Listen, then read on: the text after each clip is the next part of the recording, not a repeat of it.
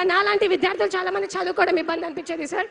And చాలా మాట్లాడాలనుకుంటున్నాను కానీ I don't have much time. Anyways, thank you for giving me this opportunity. ఇప్పుడు షంబీపూర్ రాజు గారు వారికి మైక్ అందిస్తున్నా తదుపరి కార్యక్రమాన్ని వారి ఆధ్వర్యంలో నడిపిస్తారు. జై తెలంగాణ. గౌరవ మిత్రులందరికీ ఇక్కడికి విచ్చేసినందరికీ కూడా స్వాగతం సుస్వాగతం తెలియజేస్తూ ఇంకా మాట్లాడాల్సిన వాళ్ళు ఉన్నారు. మరి సమయం చాలా అయింది. ముఖ్యంగా ఒకే ఒక్క విషయాన్ని ఒక నిమిషంలో చెప్తాను. ఈరోజు మీ పక్షాన బీఆర్ఎస్ పార్టీ ఏ రకంగా పోరాటం, ఎంతమంది వస్తా ఉన్నా చూస్తా ఉన్నారు, ఏ రకంగా పోరాటం చేస్తా ఉందో చూస్తా ఉన్నారు. దానికి నిదర్శనం ఒక ఉదాహరణ ఒక విషయం మీ దృష్టికి తీసుకొస్తా. ఈరోజు వేదిక పైన కేటీఆర్ గారి పక్కన ఉన్నదంతా కూడా మీ పక్షాన పోరాడుతున్న నిరుద్యోగ యువత పక్షాన పోరాడుతున్న మీరందరే ఉన్నారు తప్ప మా మాజీ మంత్రులు, ఎమ్మెల్యేలు, ఎమ్మెల్సీలు, సీనియర్ నాయకులు అందరూ కూడా వేదిక వెనకాలే ఉన్నారు. దానికి బీఆర్ఎస్ పార్టీకి ఉన్నటువంటి చిత్తశుద్ధిని ఇది నిదర్శనం అని చెప్పేసి కూడా మీకు తెలియజేస్తా ఉన్నా.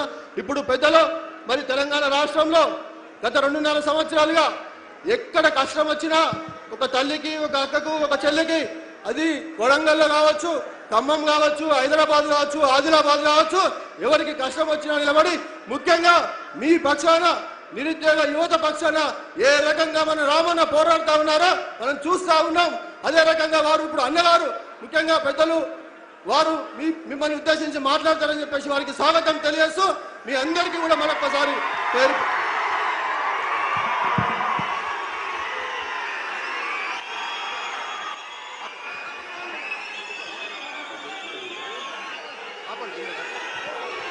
జై తెలంగాణ, జై తెలంగాణ.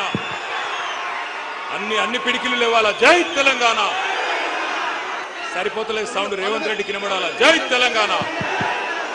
ఇక్కడ అన్ని పిడికిలు లేవాలా. జై తెలంగాణ. యువకులు మాత్రమే ఉంటారు అక్కడ. దయచేసి మన వాళ్ళు అందరు కూర్చోవాలి ప్లీజ్. కూర్చోండి, అందరు కూర్చోవాలి. నేను పిలుస్తాను. కూర్చో ప్లీజ్. కూర్చోవాలి ప్లీజ్. అందరు కూర్చోవాలి. ఎన్నుకున్న కూర్చోవాలి. స్క్రీన్ కనబడతలేదు, ఇంకా స్క్రీన్ వేస్తారు. ఇప్పుడు గౌరవనీయులు, ఈరోజు ఎక్కడైతే కాంగ్రెస్ మోసం చేసిందో అదే సరూర్ నగర్లో ఈరోజు ఈ యువ సంగ్రామ సదస్సుకి అధ్యక్షత వహిస్తున్న సోదరుడు, శాసన మండలి సభ్యుడు, బీఆర్ఎస్ యువజన విభాగం అధ్యక్షుడు తమ్ముడు శ్రీ షంబీపూర్ రాజు గారికి, గౌరవనీయులు స్థానిక శాసనసభ్యులు ఎల్బీ నగర్ ఎమ్మెల్యే గారు పెద్దలు శ్రీ దేవిరెడ్డి సుధీర్ రెడ్డి గారు, గౌరవ మాజీ మంత్రివర్యులు పెద్దలు శ్రీమతి సబితా ఇంద్రారెడ్డి గారు, మాజీ మంత్రివర్యులు పెద్దలు శ్రీ తలసాని శ్రీనివాస్ యాదవ్ గారు, గౌరవ మాజీ మంత్రివర్యులు పెద్దలు శ్రీనివాస్ గౌడ్ గారు, గౌరవ మాజీ మంత్రివర్యులు శ్రీ రెడ్డియా నాయక్ గారు, ఇంకా వేదిక పైన ఉన్న గౌరవనీయులైన మా శాసనసభ్యులు అందరూ కూడా ఈరోజు మీ మీద గౌరవంతో ముందు వరుస మొత్తం మా తమ్ముళ్లకు చెల్లెళ్ళకిచ్చి వెనకాల కూర్చున్నారు. వాళ్ళకు ఒకసారి గట్టిగా చప్పట్లు కొట్టాలి. అందరు ఎమ్మెల్యేలు, ఎంపీలు ఒక్కసారి వారు లేచి దండం పెట్టుకోవాలని కోరుతా ఉన్నాం. పెద్దలు, గౌరవ ఎమ్మెల్యేలు, ఎంపీలు అందరూ ఒక్కసారి లేచి నమస్కారం చేయాలని చెప్పి సభకు నా ప్రార్థన. గౌరవ శాసనసభ్యులు, శాసన మండలి సభ్యులు, మాజీ మంత్రివర్యులు వారందరికీ ధన్యవాదాలు. అదేవిధంగా ఇప్పటిదాకా మాట్లాడిన సోదరులు సింబు గారు, నవీన్ పట్నాయక్ గారు, మురళీధర్ గారు, రవికుమార్ గారు, మంజులా గారు, ప్రవీణ్ గారు, బూక్యా కుమార్ గారు, కళ్యాణ్ గారు, శంకర్ నాయక్ గారు, అదేవిధంగా కిరణ్ రాథోడ్ గారు, ప్రత్యూష రాథోడ్ గారు, సింధు గారు, ఆస్మా గారు, ఇంద్రా నాయక్ గారు, తమ్ముడు ఆకాష్ గారు, అట్లాగే కృష్ణ, శ్రీకాంత్, నవీన్ గౌడ్, ఇంకా చాలా మంది మిత్రులు మాట్లాడినారు. వారందరికీ కూడా హృదయపూర్వకంగా ధన్యవాదాలు. కానీ వాళ్ళు ఇక్కడికి వచ్చినాక మీ ఉత్సాహం చూస్తుంటే ఒకటే అనిపిస్తా ఉన్నది. రేవంత్ రెడ్డి గారు ఇప్పటిదాకా ఒక లెక్క, ఈ జోష్ చూస్తుంటే ఇక్కడి నుంచి మరొక లెక్క స్టార్ట్ అవుతుంది నీకు. ఎందుకంటే ఇక్కడికి వచ్చింది మామూలు పిల్లలు కాదు. ఉడుకు నెత్తురుతో ఊరకలెత్తే యువతరం ఇక్కడికి వచ్చింది. నెత్తురు మండే నవతరం ఇక్కడికి తరలి వచ్చింది. జంగ్ సైరన్ మోగించడానికి వచ్చిన మా యంగ్ జనరేషన్ కు హృదయపూర్వకంగా నమస్కారాలు.